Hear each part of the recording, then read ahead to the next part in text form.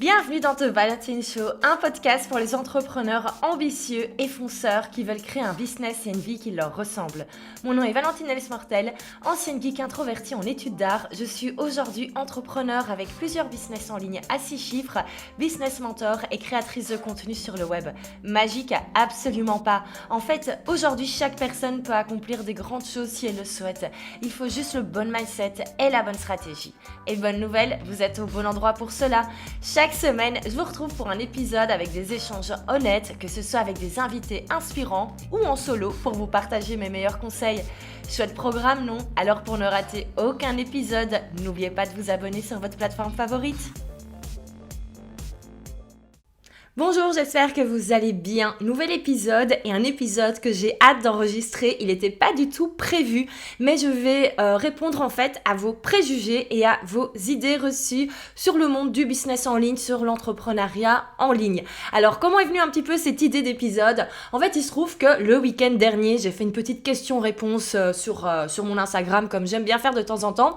Et je me suis rendu compte qu'il y avait pas mal d'idées reçues en fait par rapport à la vie des entrepreneurs en ligne. Je me suis rendu compte que beaucoup de personnes en fait pensaient que, par exemple, moi je bossais beaucoup plus que la réalité. Beaucoup pensaient que je n'avais pas le temps, par exemple, d'avoir d'une vie privée à côté. Et en fait, je trouve que ça fait également partie en fait de notre devoir de montrer vraiment la réalité pour que ça ne devienne pas toxique.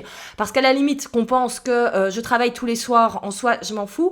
Mais par contre, ce que je me suis rendu compte, c'est qu'il y avait quand même un petit peu de... Ouais, ça pouvait devenir toxique parce que certaines personnes m'ont dit en fait, moi, je m'en voulais de pas bosser autant que toi et de pas y consacrer toutes mes soirées et tous mes week-ends. Et j'étais là, non, pas possible parce que moi, effectivement, ce n'est pas ce que je fais et on peut totalement avoir des résultats sans bosser autant. Et donc, je me suis dit, quitte à avoir identifié comme ça une idée reçue, un préjugé entre guillemets, autant faire un épisode de podcast où on va dégommer toutes les idées reçues qu'il y a actuellement. Et donc j'ai demandé sur Instagram quelles étaient les idées reçues. J'en ai reçu quelques-unes, donc je vais répondre à tout dans cet épisode. Et vous allez voir qu'on va bien s'amuser, mais on va quand même bien parler de sujets hyper importants. Alors, avant cela, je dois quand même expliquer que cette semaine, qu'est-ce qui s'est passé? J'ai ouvert la waiting list pour la Six Figure Academy. Donc la Six Figure Academy, qu'est-ce que c'est? C'est ma toute nouvelle formation en ligne qui sort. J'ai même pas envie de dire que c'est une formation en ligne. En fait, c'est vraiment une école en ligne où vous allez apprendre à créer un business en ligne à 6 chiffres. Je mets vraiment dedans toutes mes connaissances, tout ce que j'ai appris ces dernières années. Et surtout, en fait, vous allez avoir différentes options de manière à avoir vraiment un parcours personnalisé. J'ai un peu repris à l'école. Moi, je me souviens, on pouvait choisir entre aller plutôt vers les maths, les sciences. Moi, personnellement, j'ai plutôt été vers l'art. Et donc, je trouvais ça super sympa de pouvoir un petit peu personnaliser son cursus. Et j'ai décidé de faire pareil dans la Six Figure Academy. Donc, si vous voulez lancer un membership ou si vous voulez lancer une formation en ligne, vous avez accès à tout, que ce soit clair. Comme ça, il n'y a pas de jaloux. Mais vous aurez en tout cas un guide un petit peu différent. Donc, la liste est ouverte, vous pouvez vous inscrire, ça n'engage à rien, c'est juste pour être certain de recevoir les infos et un petit cadeau en plus si vous décidez de vous inscrire le 8 novembre quand la formation sortira, qui est également le jour de mon anniversaire, si jamais, au cas où. Donc voilà, sur ce, après cette petite introduction, on va commencer direct. Ici, j'ai tous les préjugés sur mon téléphone. Et voilà, let's go. Alors, premier préjugé que j'ai reçu, je l'adore. On va tout de suite parler d'argent. Alors, tout le monde vise le million ou les gros chiffres, gros préjugés sur l'entrepreneuriat en ligne, sur les entrepreneurs et même sur moi. Alors moi, pour le coup, c'est absolument pas un secret. Oui, effectivement, je vise le million pour l'année 2022.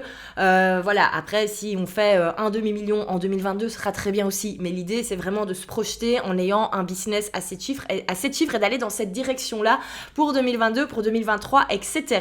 Alors, effectivement, pourquoi est-ce que tout le monde, tout d'un coup, a envie de faire le million de chiffre d'affaires dans le monde de l'entrepreneuriat en ligne?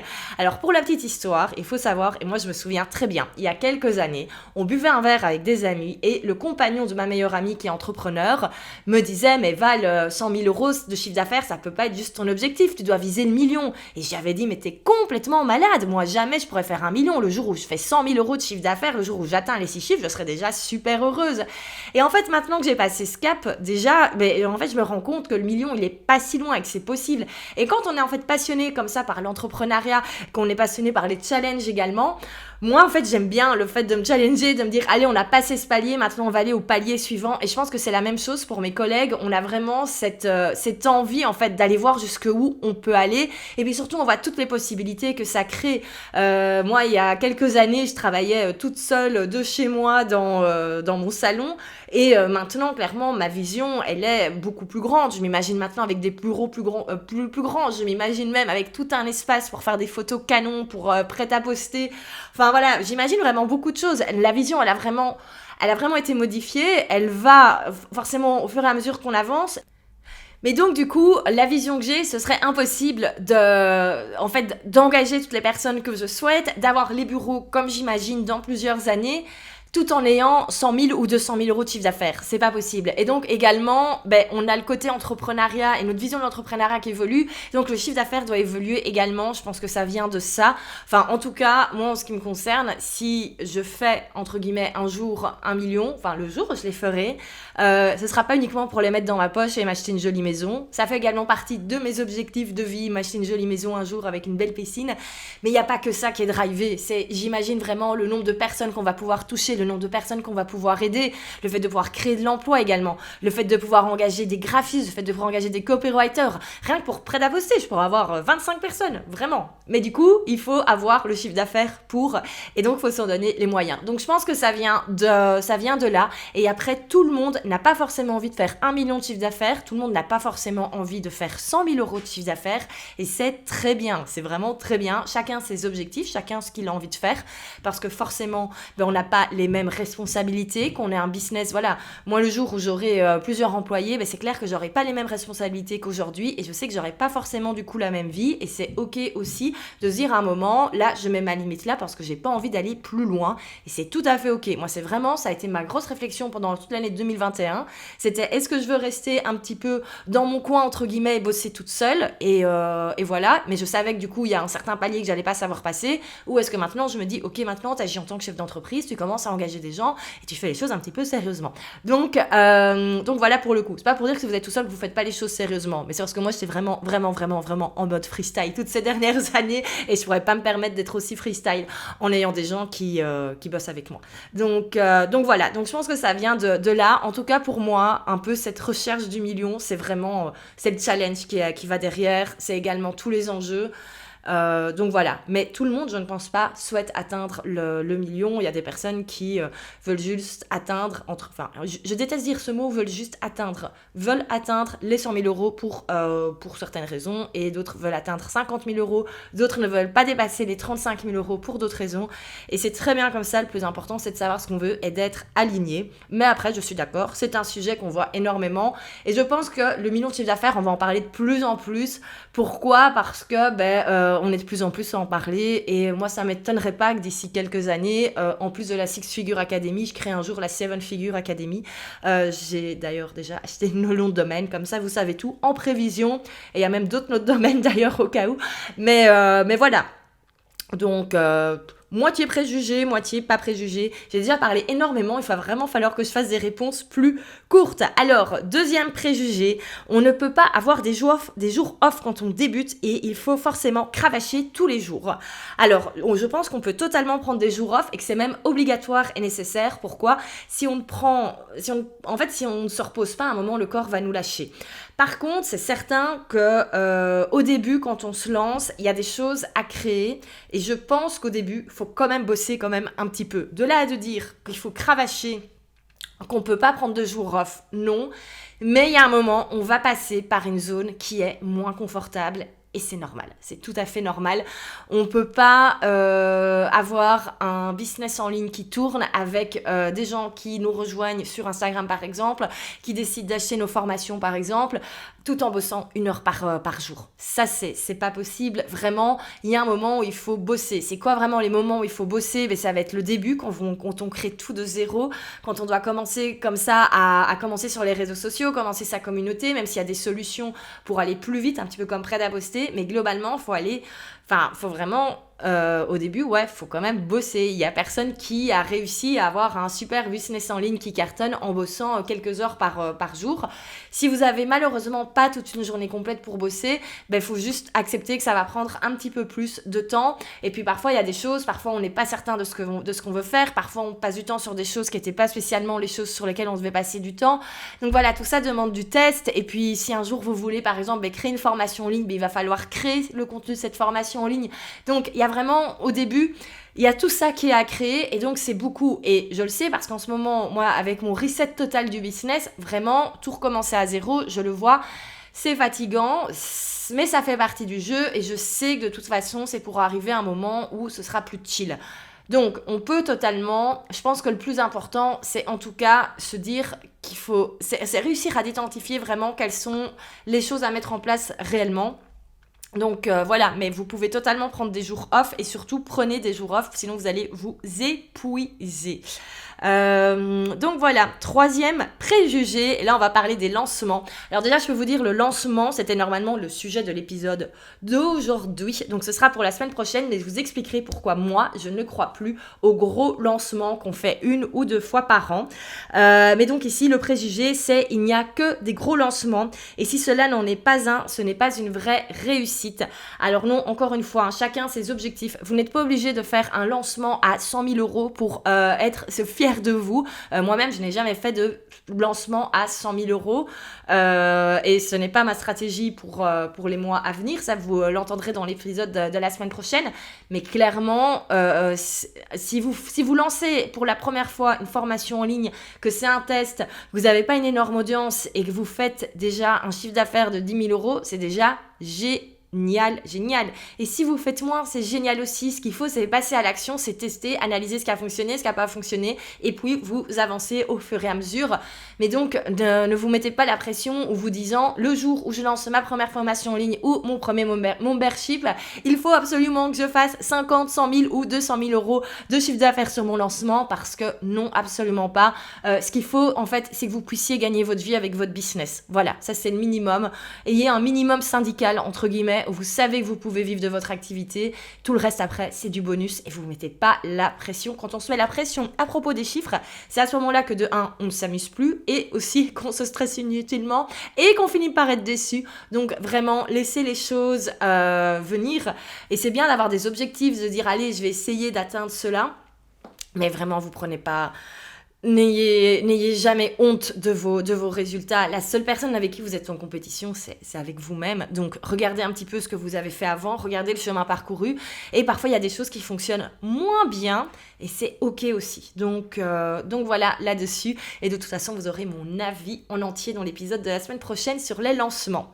Alors, autre préjugé qui est, alors attention, il va parler à beaucoup de monde. Alors, on doit produire régulièrement des posts, des reels et des mails pour communiquer. Alors, est-ce qu'il faut absolument faire des posts, des reels, etc. pour communiquer ? Mais non, il y a plein d'entreprises qui sont totalement rentables sans faire des posts, des reels et envoyer des emails. Le truc quand même, c'est que quand on a un business, il faut communiquer, il faut avoir des clients. Et donc, il faut avoir un moyen pour acquérir ces clients. Et donc, pour ça, il faut avoir un canal de communication, marketing, etc. Et il en existe plusieurs, dont notamment le fait de faire de la création de contenu, comme être sur Instagram ou être sur faire des reels, etc. Avoir un blog, un podcast, etc. Donc, non, on n'est pas obligé. Mais si vous décidez d'avoir un business en ligne et si vous décidez d'un petit peu comme moi de faire des formations en ligne, d'avoir un membership, oui, vous allez devoir être visible en ligne, oui, vous allez devoir créer du contenu et oui, il faut en faire régulièrement. Là-dessus, désolée. Et si en fait vraiment le fait d'être sur Instagram, de créer des publications, que ce soit sur Instagram, sur LinkedIn, le fait, voilà, de créer du contenu, si ça vous emmerde, mais allez chercher d'autres moyens de communication. J'avais fait un podcast à ce sujet, je le mettrai justement dans la barre d'infos, parce qu'il y a d'autres moyens. Vous pouvez faire de la pub sur Facebook. Alors oui, c'est de la communication sur les réseaux sociaux, mais c'est différent que créer du contenu tous les jours.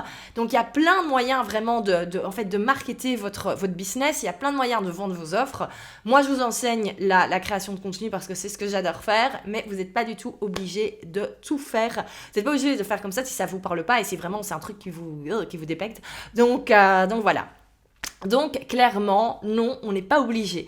Par contre, si on décide de prendre cette voie-là, ça c'est clair et c'est certain, si vous voulez sortir du lot, il faut être régulier, ça de toute façon, et de plus en plus.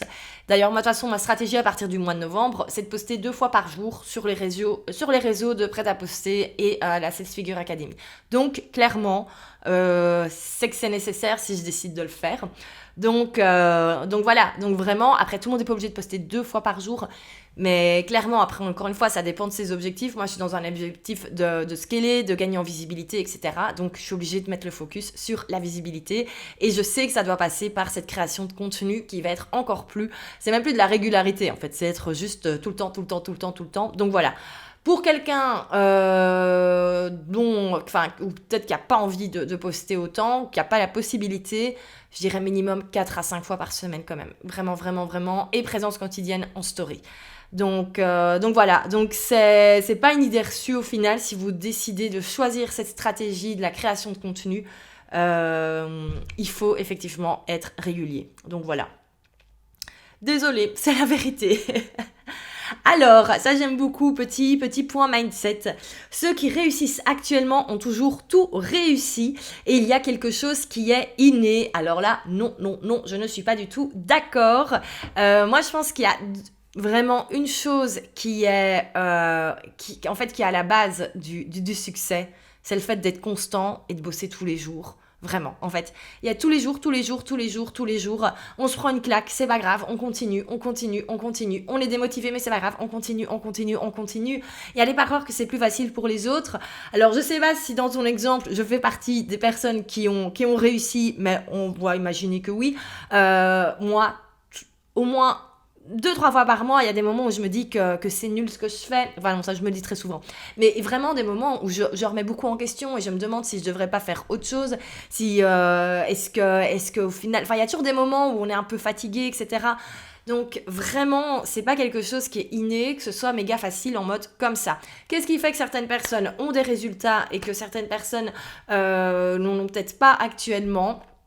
Déjà, effectivement, je crois que c'est vraiment ça, c'est cette capacité de bosser, de continuer à bosser et pas se décourager. Donc voilà, moi, faut pas oublier, ça fait des années que je suis sur le web. Donc voilà, et j'en ai eu des coups durs, vraiment. Donc je pense que c'est vraiment ça. Après, c'est que pour certaines personnes, peut-être qu'ils vont avoir un meilleur mindset au départ, mais c'est vraiment des choses qui se travaillent. Moi, pour le coup, au début, j'avais pas du tout confiance en moi. Jamais j'aurais imaginé faire tout ce que je fais aujourd'hui et encore moins ce que j'imagine faire les prochaines années. Donc, c'est vraiment quelque chose qui se travaille au fur et à mesure. Et encore une fois, je pense qu'il faut pas comparer où on est aujourd'hui par rapport à où est quelqu'un d'autre actuellement en sachant qu'il a démarré il y a méga longtemps. Voilà, si par exemple la personne qui m'a mis ce message, regarde toi aujourd'hui où tu en es, quel est ton prochain objectif, ne te compare pas avec quelqu'un qui est beaucoup plus loin et dis-toi juste, ok, quelle est la prochaine étape pour y arriver et t'avances et c'est comme ça que tu y arrives. Mais il n'y a rien d'inné, il n'y a personne qui est tombé dans la potion magique, il n'y a pas une potion magique de l'entrepreneuriat dans lequel on prend des bébés à l'hôpital et qu'on plonge quand ils ont un jour en disant toi tu seras entrepreneur et toi non tu ne seras pas entrepreneur. Ça n'existe absolument pas, c'est vraiment des choses qui s'apprennent et pour le coup je peux vous dire s'il y a bien quelqu'un qui n'était pas prédestiné à être chef d'entreprise, eh ben c'est moi, je peux vous dire. S'il y a bien quelqu'un à qui on a dit dans tout le long de ses études, en tout cas en secondaire, donc collège-lycée pour les Français. Du coup, c'était moi. Vraiment, tous mes profs m'ont toujours dit que, voilà, en gros, je ferais bien de trouver un mari qui gagne bien sa vie. Donc voilà. Donc clairement, surtout, vous comparez pas aux autres. Il y a rien d'inné. On avance et alors là ça va être mon petit côté coup de pied au cul, mais du coup aussi il faut pas prendre ça comme excuse pour que ce soit une excuse pour pas bosser, se dire en fait le succès c'est un truc qui est inné, moi je l'ai pas donc je travaille pas, ça c'est clairement pas le truc à faire, justement on saute ces idées là de la tête, c'est compliqué à dire, c'est pas grave, et on continue et on avance. Alors, ça va, j'avance, on est à la moitié. Alors, vendre hors lancement, hors promo, c'est difficile. Non, non, non, non, non. On peut totalement vendre hors lancement, hors promotion. D'ailleurs, je conseille même maintenant de vendre toute l'année. Je ne vais pas expliquer en entier aujourd'hui. Pourquoi ? Parce que la semaine prochaine, il y aura justement le sujet à propos des lancements. Donc voilà, mais tu peux déjà, toi qui as mis ce message, sache que non, on peut totalement vendre désormais hors lancement, hors promo. C'est même recommandé en ce qui me concerne. Donc voilà. Autre question par rapport au lancement, entre préjugés. Les lancements égale masterclass en présentiel et énergivore. Non, non, non, non, non. Encore une fois, rendez-vous la semaine prochaine. Alors un lancement, on peut faire plein de choses différentes, on peut faire plein de techniques différentes et on n'est pas obligé de faire une masterclass et on n'est pas obligé de faire une masterclass en direct, en présentiel où on va être crevé. Donc non, absolument pas. Rendez-vous la semaine prochaine pour l'épisode. C'est un petit peu frustrant, j'ai déjà envie d'expliquer les trucs, mais sinon, il n'y aura pas d'épisode la semaine prochaine et surtout, celui-ci va durer 3 heures. Alors, autre préjugé. Quand on fait du business en ligne, ça doit rester en ligne et on oublie la vraie vie pour la promotion. Alors ça, je pense que c'est un préjugé qui vient du fait qu'on vient de passer 2 ans en stand-by complet sans pouvoir faire d'événements en présentiel. Et donc non, business en ligne, on peut totalement avoir du présentiel à côté, on peut totalement faire de la promotion dans la vraie vie également. Je pense que pourquoi est-ce qu'il y a cette idée-là ? C'est parce qu'en fait, personne n'a eu l'occasion de le faire ces 2 dernières années. Alors, c'est très drôle parce qu'il y a pas longtemps, j'ai réécouté mon épisode sur mes prédictions pour l'année 2021. Oui, et je parlais justement de ce retour au présentiel, etc. Bon, au final, on n'a pas pu trop le faire, mais c'est quand même une tendance hyper importante qui va revenir, ça c'est certain. On a envie de se revoir en vrai.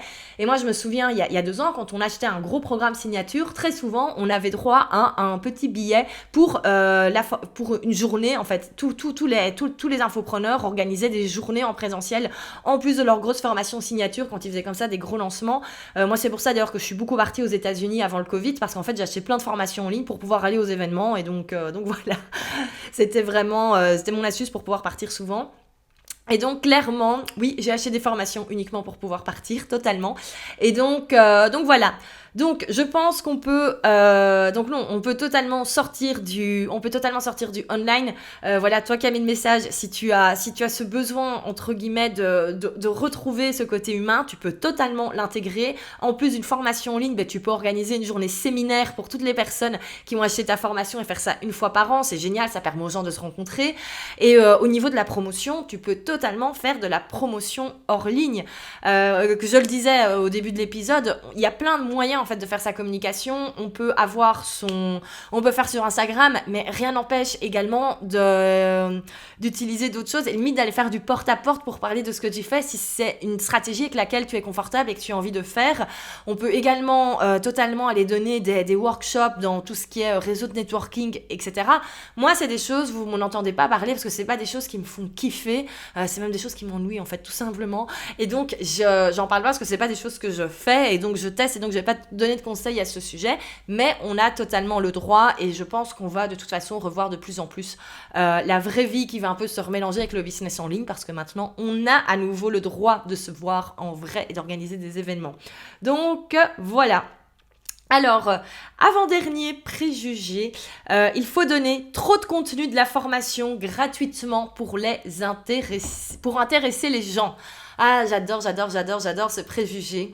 Alors non, absolument pas. Première chose à faire, c'est aller écouter également un épisode que j'ai déjà fait sur le contenu justement pas qu'on n'a plus le droit de faire, mais qu'il ne faut plus poster actuellement pour avoir des résultats.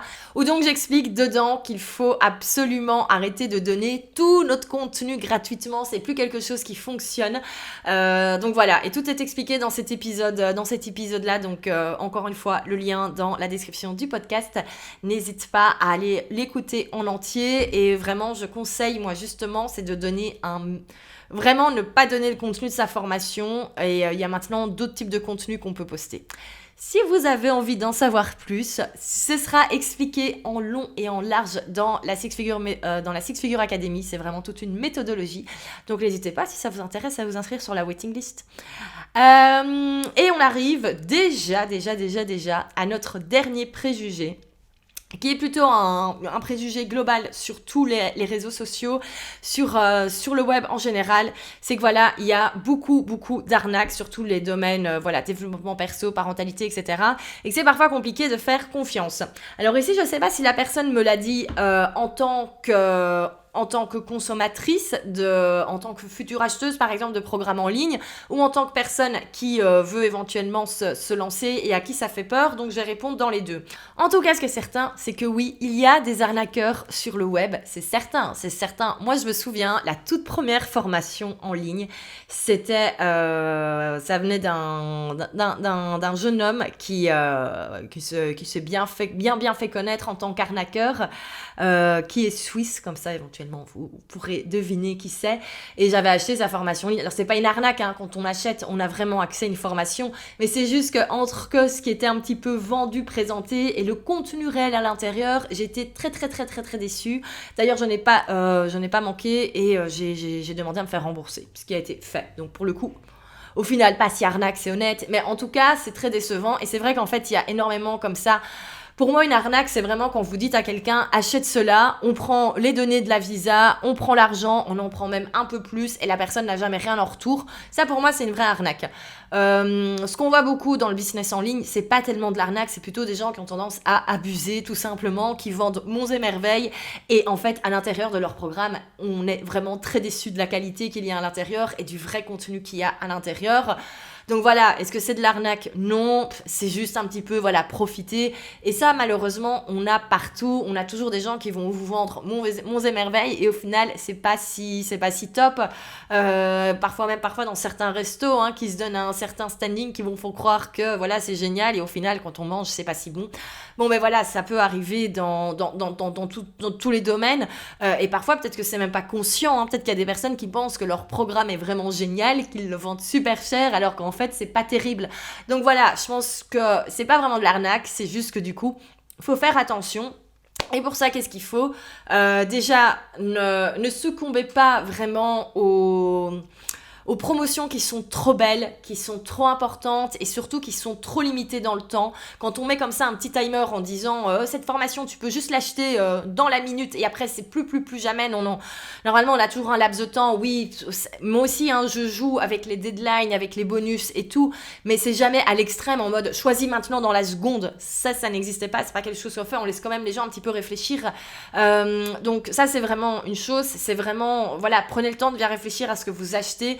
N'allez pas trop vite succomber comme ça à des offres trop alléchantes et surtout sachez à qui vous achetez, sachez voilà, suivez les gens pendant plusieurs semaines, pendant plusieurs mois avant de faire votre choix.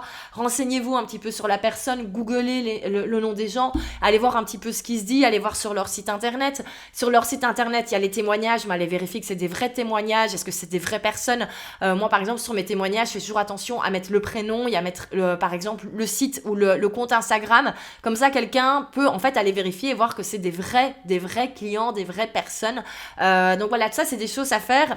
Et donc à l'inverse, si vous êtes comme moi dans la position où vous vendez des programmes, pensez également à ça pour rassurer les gens. Soyez disponible, répondez aux questions, montrez que vous êtes là pour répondre, répondez de manière honnête. Moi quand quelqu'un me demande si prêt-à-poster pour lui ou si une formation est pour lui, si c'est pas pour lui, je le dis, mais tout de suite, je n'ai aucun intérêt à aller vendre quelque chose à quelqu'un qui n'en a pas besoin. Donc vraiment là-dessus, soyez honnête, soyez transparent et c'est comme ça que vous allez rassurer votre audience et c'est comme ça que votre réputation en fait va grandir et qu'on va savoir que vous êtes quelqu'un de confiance et qu'on peut aller vers vous. Donc voilà. Eh ben, je pense que je suis passée sur tous les préjugés. Alors, il y en a certainement encore beaucoup. En tout cas, moi, ça m'a beaucoup amusé de faire cet épisode. J'ai adoré quand j'ai demandé lundi sur Instagram toutes les petites... demander les préjugés. J'étais tout le temps en train de vérifier, de voir les questions qui arrivaient parce que je trouvais ça trop rigolo. Donc, on fera très certainement d'autres épisodes de ce style où je vous fais participer. Et voilà. Et donc, du coup, merci pour votre écoute. J'espère que du coup, ça vous a plu. Si vous voulez refaire un autre épisode dans le style pour les personnes qui peut-être n'avaient pas vu l'info quand j'ai demandé, n'hésitez pas à me le dire. Si vous avez d'autres idées, n'hésitez pas à me le dire également. Et voilà. Et nous, on se retrouve du coup la semaine prochaine pour le fameux épisode sur les lancements. Pourquoi est-ce que je ne crois plus au lancement ? Attention, ça va faire mal. Et en attendant, n'hésitez pas, encore une fois, la waiting list de la Six Figure Academy, elle est ouverte, elle est prête. Comme ça, vous aurez toutes les infos. Donc voilà, lien en bio également. Et comme cela, vous serez prévenus en temps et en heure. Sur ce, merci de votre écoute et on se retrouve la semaine prochaine pour l'épisode sur les lancements.